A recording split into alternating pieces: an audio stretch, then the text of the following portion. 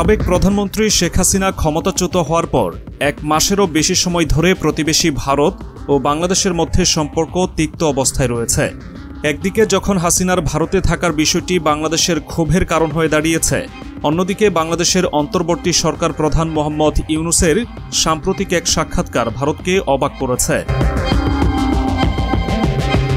শেখ হাসিনাকে ভারতপন্থী হিসেবে দেখা হয় এবং তার 15 বছরের শাসনামলে দুই দেশের কৌশলগত ও অর্থনৈতিক সম্পর্ক বেশ ঘনিষ্ঠ ছিল। কিন্তু বর্তমানে ভারতে তার অবস্থান নেওয়া এবং তিনি সেখানে কতদিন থাকবেন সে বিষয়টি দুই দেশের দৃঢ় সম্পর্ক বজায় রাখার প্রচেষ্টাকে জটিল করে তুলেছে। বিষয়টি আরও স্পষ্ট হয়ে ওঠে ডক্টর ইউনূসের গত সপ্তাহের এক সাক্ষাৎকারে। ভারতীয় সংবাদ সংস্থা প্রেস ট্রাস্ট অফ ইন্ডিয়ায় দেয়া ওই সাক্ষাৎকারে ডক্টর ইউনূস ভারতের প্রতি আহ্বান জানিয়ে বলেছিলেন, দিল্লিতে থাকার সময় শেখ হাসিনাকে যেন রাজনৈতিক বিবৃতি দেওয়া থেকে বিরত রাখা হয়। তিনি ওই সাক্ষাৎকারে বলেছেন, বাংলাদেশ শেখ হাসিনাকে ফেরত চাওয়ার আগ পর্যন্ত ভারত যদি তাকে রাখতে চায় তাহলে শর্ত হচ্ছে তাকে চুপ থাকতে হবে। শেখ হাসিনা দিল্লিতে যাবার পর যে বিবৃতি দিয়েছিলেন তা বাংলাদেশে ক্ষোভের সৃষ্টি করেছিল। ডক্টর ইউনূস হয়তো সেটি বোঝাতে চেয়েছেন। এরপর থেকে শেখ হাসিনা প্রকাশ্যে আর কোনো বিবৃতি দেননি। জুলাই ও অগাস্টে সরকার বিরোধী বিক্ষোভের সময় হত্যাকাণ্ডের ঘটনায় শেখ হাসিনাকে বিচারের কাঠগড়ায় দাঁড় করানোর জন্য এবং তাকে ফিরিয়ে আনতে বাংলাদেশের ভেতরে দাবি উঠেছে। ডক্টর ইউনূস সাক্ষাৎকারে আরও বলেছেন যে দুই দেশের দ্বিপাক্ষিক সম্পর্ক এগিয়ে নিতে একসাথে কাজ করতে হবে। দুই দেশের সম্পর্ক এখন নিম্ন পর্যায়ে আছে বলেও তিনি বর্ণনা করেন। ভারতের পররাষ্ট্র মন্ত্রণালয় এখনও আনুষ্ঠানিকভাবে এই বিষয়ে কোনো মন্তব্য করেনি, তবে দেশটির কর্মকর্তারা হতাশ বলে জানা গেছে। এক ভারতীয় কর্মকর্তা নাম প্রকাশ না করার শর্তে বিবিসিকে বলেছেন, বাংলাদেশে কি ঘটছে সেগুলোর দিকে ভারত নজর রাখছে এবং ঢাকা থেকে সরকার ও বিশিষ্ট ব্যক্তিরা কী ধরনের বক্তব্য ও বিবৃতি দিচ্ছে সেগুলোর দিকে লক্ষ্য রাখছে। ইউনূসের এ ধরনের বক্তব্যকে ভারতের সাবেক কূটনীতিকরা মেগাফোন কূটনীতি হিসেবে বর্ণনা করছেন এবং বিষয়টিতে তারা বিস্মিত হয়েছেন। ডক্টর ইউনূস মিডিয়ার মাধ্যমে বিতর্কিত দ্বিপাক্ষিক বিষয় নিয়ে আলোচনা করার চেষ্টা করছেন বলেও তারা মনে করেন। ঢাকায় নিযুক্ত ভারতের সাবেক হাইকমিশনার ভীনা সিকরি বলেন, বাংলাদেশের অন্তর্বর্তী সরকারের সাথে কথা বলার জন্য এবং দুই দেশের সকল উদ্বেগের জায়গাগুলো নিয়ে আলোচনা করার জন্য ভারত তাদের প্রস্তুতি থাকার ইঙ্গিত দিয়েছে। অবসরপ্রাপ্ত এই কূটনীতিক বলেছেন, এই সমস্যাগুলো নিয়ে শান্তিপূর্ণ আলোচনা করা প্রয়োজন এবং কিসের ভিত্তিতে ডক্টর ইউনূস দ্বিপাক্ষিক সম্পর্ক নিম্ন পর্যায়ে রয়েছে বলে বর্ণনা করেছেন তা স্পষ্ট নয়। তবে বাংলাদেশের পররাষ্ট্র মন্ত্রণালয় এই সমালোচনা প্রত্যাখ্যান করেছে। বিবিসিকে এক সাক্ষাৎকারে বাংলাদেশের অন্তর্বর্তী সরকারের পররাষ্ট্র বিষয়ক উপদেষ্টা তৌহিদ হোসেন বলেন, ভারতীয় নেতারা কি কোনো মিডিয়ার সঙ্গে কথা বলেন না? ডক্টর ইউনূসকে যদি নির্দিষ্ট বিষয়ে জিজ্ঞাসা করা হয় তিনি অবশ্যই তার মতামত প্রকাশ করতে পারেন। আপনি যদি সমালোচনা করতে চান তবে যে কোনো বিষয়ে সমালোচনা করতে পারেন। কয়েক সপ্তাহ আগে ভারতের প্রধানমন্ত্রী নরেন্দ্র মোদী এবং ডক্টর ইউনূস টেলিফোনে কথা বললেও এখন পর্যন্ত কোনো মন্ত্রী পর্যায়ের বৈঠক হয়নি।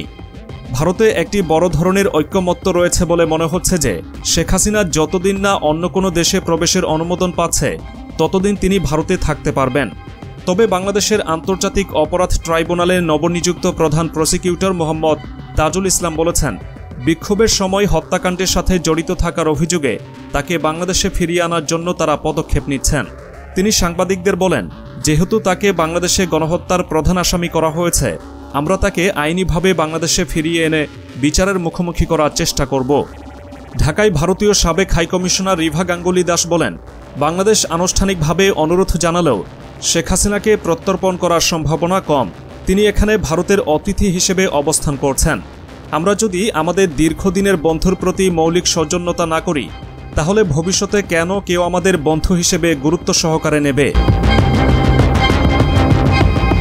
ডক্টর ইউনূস তার সাক্ষাৎকারে বাংলাদেশের বিরোধী দলগুলোর কাছে না পৌঁছানোর জন্য দিল্লির সমালোচনা করেন। তিনি বলেন, একটি ব্যাখ্যা দাঁড় করানো হয়েছে যে সবাই ইসলামপন্থী। বাংলাদেশ জাতীয়তাবাদী দল বিএনপি ইসলামপন্থী এবং বাকি সবাই ইসলামপন্থী এবং তারা এই দেশকে আফগানিস্তানে পরিণত করবে এবং বাংলাদেশ শুধুমাত্র শেখ হাসিনার হাতেই নিরাপদ। ভারত এই ব্যাখ্যাতেই বিমোহিত হয়ে আছে। কিন্তু ভারতীয় বিশ্লেষক ভীনা সিকরি ভিন্নমত পোষণ করেন। তিনি বলেন, আমি এই বক্তব্যের সাথে একেবারেই একমত নই। বাংলাদেশে আমাদের হাইকমিশনাররা কোনো লেবেল না দিয়েই সব রাজনৈতিক দলের সঙ্গে কথা বলেছেন। 2001 থেকে 2006 সাল পর্যন্ত বিএনপি নেতৃত্বাধীন জোট সরকারের সময় ঢাকা ও দিল্লির দ্বিপাক্ষিক সম্পর্কের অবনতি ঘটে।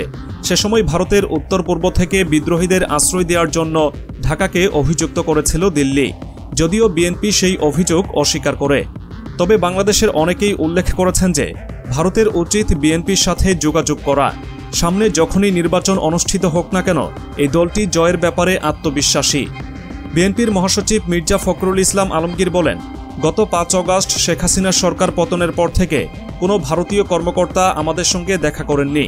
আমি কারণ জানি না, বলেছেন। উল্টো বিএনপির সঙ্গে ঢাকায় চীনের রাষ্ট্রদূত ও ইউরোপীয় দেশগুলোর রাষ্ট্রদূতরা নিয়মিত বৈঠক করছেন।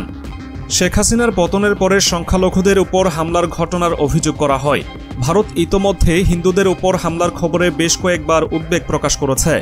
বাংলাদেশে সুন্নি মুসলমানরা সংখ্যাগরিষ্ঠ এবং কট্টরপন্থীরা মাজার ও সমাধিকে ইসলামসম্মত নয় বলে মনে করে।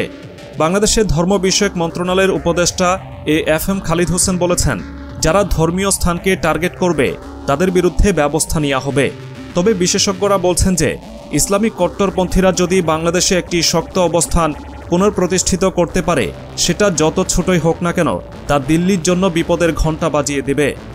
ভারত আতঙ্ক হচ্ছে এই বলে যে বাংলাদেশে একজন দণ্ডিত ইসলামী জঙ্গিকে মুক্তি দেওয়া হয়েছে।